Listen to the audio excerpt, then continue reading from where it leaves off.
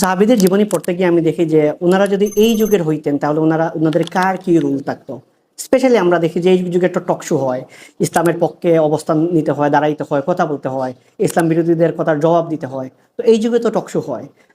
আমার জাস্ট চিন্তা হইতো যে আমরা তো সাহাবীদের জীবনী পড়তেছি কি নেওয়ার জন্য, শিক্ষা নেওয়ার জন্য। এই যুগে যে টক শো হয়, টক শোতে আমি পার্টিসিপেট করবো কিনা। এই যুগে যদি সাহাবীরা থাকতেন তাহলে কোন সাহাবী টক শোতে পার্টিসিপেট করতেন। যদিও শুনতে কিরকম লাগে, বাট দিন শেষে লোকে সাহাবীদের জীবন থেকে তো আমাদের শিক্ষাটা এটা, যে এই যুগে আমি টক শোতে পার্টিসিপেট করবো কিনা, কার মতো হবো।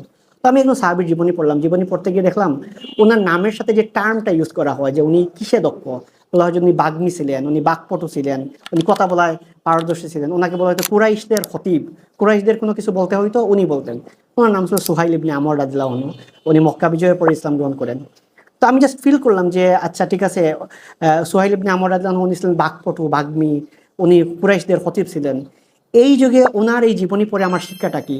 এই যুগে কেউ যদি টকশো করতে হয়, সুহাইল ইবনে আমর রাদিয়াল্লাহু আনহু হলেন এক্সাম্পল। ওনার মতো করে উনি উনি তো ওই যুগে ইসলামকে ডিফেন্ড করতেন এইভাবে।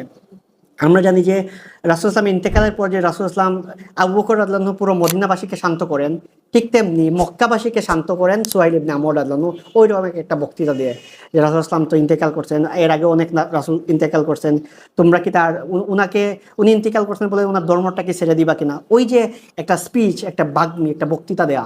মদিনায় দিয়েছেন আবু বকর রাদিয়াল্লাহু আনহু, মক্কায় দিয়েছেন সুহাইল ইবনে আমর রাদিয়াল্লাহু আনহু। এবং উনি ছিলেন, বলা হয় তাকে বাগ্মী। বাগ্মী মানে কি, উনি হলো গিয়ে এই যুগে ওনার এক্সাম্পল থেকে শেখা, ওনার লাইফ থেকে শেখা হলো কি এই যুগে যদি টকশো করতে হয় সেইটাও যে সাহাবীদের জীবন থেকে শেখা যায়, যে এই যুগে যে আমাদের টকশো করতে হবে, আমাদের স্পিচ দিতে হবে, সেটা হলো সুহাইল ইবনে আমর রাদিয়াল্লাহু আনহু, ওনার জীবন থেকে আমরা শিখতে পারি।